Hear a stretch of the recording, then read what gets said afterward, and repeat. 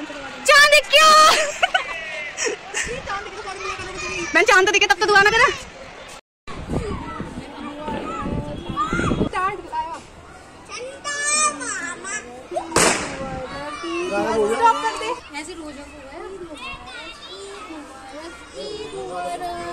अस्सलामुअलैकुम वरहमतुल्लाहि वबरकातुहू। आज का ब्लॉग जो है वो चांद रात वाले दिन से पूरे ईद तक के दिन का है और ये बहुत ही ज़्यादा स्पेशल है मेरे लिए, क्योंकि इसमें मैंने वो किया था जो मुझे बहुत ज़्यादा तमन्ना थी, मेरी विश थी कि मैं करूं, लेकिन मैं कर नहीं पाती थी हर ईद पर। तो मैं आगे बताऊंगी कि वो विश कौन सी थी। तो ये मेरी भाभी के बच्चे जिनके मैं मेहंदी लगा रही थी, उन और छोटी वाली भाभी के भी आज ही लास्ट रोज़ा था और मेरी बहन एतकाफ़ से भी उठने वाली थी, मेरी छोटी बहन।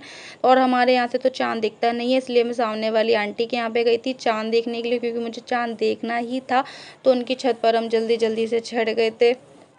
फिर शुरू करी हमने अपनी चांद की तलाश की चांद आज तो देख कर ही जाना है, इसलिए हम छत पे गए। कितनी रौनक है छत पे।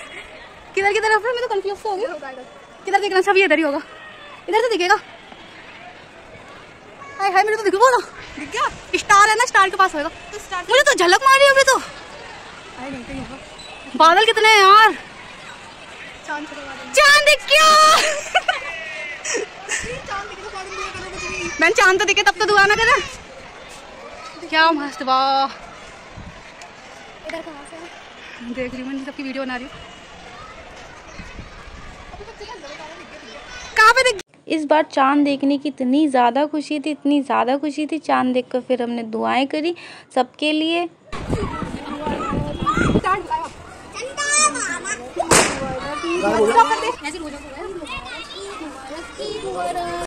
चांद देखते ही फिर मेरी छोटी बहन उठ गई थी एतकाफ से। फिर सब लोगों ने उसको बहुत सारी हार मालाएं पहनाई और उसने सब लोगों के लिए बहुत सारी दुआएं करी। अल्लाह ताला उसका एतकाफ कबूल अता फरमाए। लेकर उसको भी माला बना दी किसी और की, खैर मैंने नहीं मंगाई थी, किसी और की बना दी थी। फिर उसकी यहाँ एक फ्रेंड आई हुई थी मेरी छोटी बहन की, तो उससे ही मैंने मेहंदी लगवा ली थी। फिर मैं तो खुद के लगाती हूँ, लगानी आती है, इसलिए एक हाथ पे लगा पाती हूँ, हमेशा दूसरे हाथ पे रह जाती है, इसलिए फिर मैंने सबसे पहले दूसरे हाथ पे मेहंदी लगवा ली उससे कि एक हाथ पे तो मैं कभी भी लगा लूँगी। और फिर एक हाथ में सब मैं इतनी थक गई थी, फिर दूसरे हाथ में तो मैं लगा ही नहीं पाई। गोल टिक्की लगा ली जो सबकी फेवरेट है, सिंपल सी। तो उसने बहुत ही ज़्यादा अच्छी मेहंदी लगाई थी और मैं यहाँ बहुत ज़्यादा खुश हो रही थी मेहंदी लगवा कर भी। फिर उसके बाद मैंने मम्मी की मेहंदी लगाई। मम्मी यहाँ पे सो गई थी। मम्मी जब भी मेहंदी लगवाती हैं तभी सो जाती हूँ, फिर पूरा हाथ हिलाती रहती हैं। और मम्मी लेटी हुई थी बहुत ज़्यादा गहरी नींद में और थकी हुई थी। और फिर मुझे लग रहा था कि मैं मेहंदी लगा दूँ, क्योंकि उनके रह जाती है फिर मुझे अच्छा नहीं लगता, इसलिए वो सो रही थी, मैं मेहंदी लगा रही थी। इतनी बेखबर होके सो रही थी। फिर मैं बगैर मेहंदी लगाए सो जाती हूँ तो सुबह बहुत ज़्यादा नाराज़ हो जाती, मम्मी कुछ कहती तो नहीं। और अब जो मेरा ड्रीम है वो बताने वाली हूँ। तो यहाँ पर मुझे बहुत पहले से लगता था कि मुझे ईद की नमाज़ मस्जिद में पढ़नी है, लेकिन मैं पढ़ नहीं पाती थी। और अब मैं जा रही हूँ मस्जिद फाइनली ईद की नमाज़ पढ़ने, और ये मुझे बहुत बहुत ज़्यादा मेरे लिए खुशी थी। एक तरीके से मेरा ड्रीम था, क्योंकि जो मस्जिद में है मेरे नानी के घर से सब लोग जाया करते थे हर जुमे को, लेकिन मेरे घर से कभी कोई नहीं गया। और मुझे था कि मैं ज़रूर मस्जिद में जाऊँ, और माशाल्लाह मैं मस्जिद में गई, मैंने नमाज़ मुकम्मल करी। ये थी मेरी भाभी। और आप लोग सोच रहे होंगे मैं मस्जिद में भी वीडियो बना रही हूँ, लेकिन मैं नमाज के बाद वीडियो बना रही थी। यहाँ सब लोग ईद मिल रहे थे। और मस्जिद जो ये मस्जिद है ये लेडीज़ की अलग नमाज़ हो रही थी और जेंट्स की अलग हो रही थी, और बहुत अच्छा लग रहा था, सब एक साथ नमाज़ पढ़ रहे थे। ये मेरी भतीजी है माशाल्लाह, ये भी नमाज़ पढ़ने आई थी। बहुत सारे लोग नमाज़ पढ़ने आए थे, तो मैंने देखा कि हम तो पढ़ते ही नहीं थे ईद की नमाज़, और कितना अच्छा माहौल था।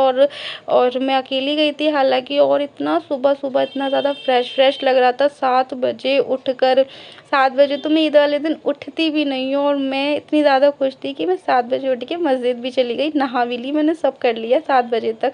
7 बजे की नमाज़ थी और यहाँ रोड पे इतना अच्छा माहौल था, इतना अच्छा, इतनी खुशी हो रही थी मुझे, एकदम बहुत अच्छा लग रहा था। मैं एक्सप्लेन नहीं कर सकती कि कितना अच्छा लग रहा था।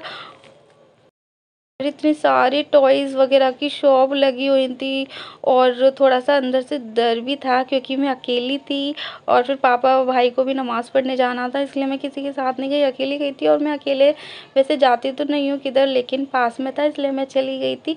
फिर मस्जिद में कहते हैं कि दूसरे रास्ते से आना चाहिए, तो मैं दूसरे रास्ते से आ रही थी और मैं एक रास्ते से गई थी, दूसरे रास्ते से आई थी। फिर बीच में पड़ा था मेरी फ्रेंड का घर। अब ऐसा हो नहीं सकता कि फ्रेंड का घर आए और फ़ोटोज़ ना क्लिक करे, तो मैंने अपनी फ्रेंड्स के यहाँ पे बहुत सारे फ़ोटो क्लिक करे। हालांकि बस उसके यहाँ पे गई थी 5 मिनट के लिए, 5 मिनट में उससे बात भी नहीं करी, इतने सारे फ़ोटो क्लिक करे उसने मेरे बहुत सारे। फिर मैं आ गई अपने घर पर और ये मेरे भतीजे यहाँ हीरो बन के तैयार खड़े थे और ये तैयार होकर तो अपने आप को पता नहीं क्या समझ रहे थे, किसी को टच भी नहीं करने दे रहे थे। ना मेरा भतीजा बहुत अच्छा लग रहा था। फिर आते आते मस्जिद से बुर्खा उतारा मैंने और जल्दी से फिर मैं लग गई किचन में, क्योंकि सारा काम पूरा यूं ही था, क्योंकि शीर कोरमा मम्मा ने बना लिया था, उसके बाद ये मुझे ही बनाना था। फिर ये बन गए थे। आलू की टिक्की बनाई थी मैंने, जल्दी से बना दी थी, रात को छोले वगैरह करके रख दिए थे। फिर मैं यह जल्दी से खा रही थी, भूख लग रही थी बहुत तेज़। फिर मैं यहाँ तैयार हो रही थी क्योंकि मस्जिद तो मैं ऐसे चली गई थी बुर्का पहन कर, नहा कर, फिर तैयार भी तो होना था। फिर मैं जल्दी से तैयार हो गई थी और अब तैयार होकर क्या सो गए थे। उसके बाद तो सोना ही है, ईद का तो ये रस्म रिवाज है कि तैयार होकर सोना ही है। तो यहाँ उसके बाद मैं सोई थी। थोड़ी देर बाद फिर आए थे जिनको मैं ट्यूशन पढ़ाती हूँ मेरे से मिलने बच्चे। वालेकुम अस्सलाम। ईदी लेकर आए हो मेरी ईदी? अच्छा लाओ दो।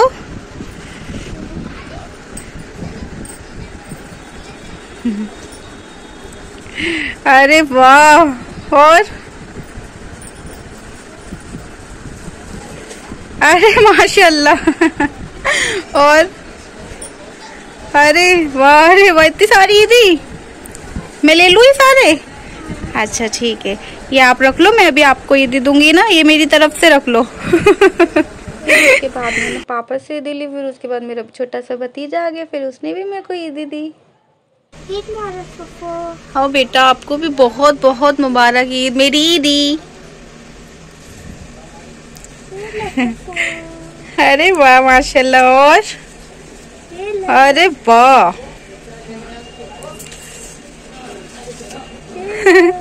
और अरे वाह मेरा बच्चा।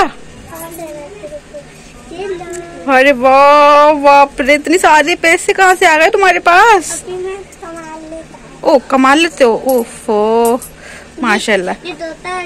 थैंक यू, इतनी सारी ईदी देने के लिए। अब लोगे तो नहीं? पक्का? Thank you. अगर आपको ब्लॉग पसंद आया तो आप लाइक करिए, subscribe for more. Eid Mubarak.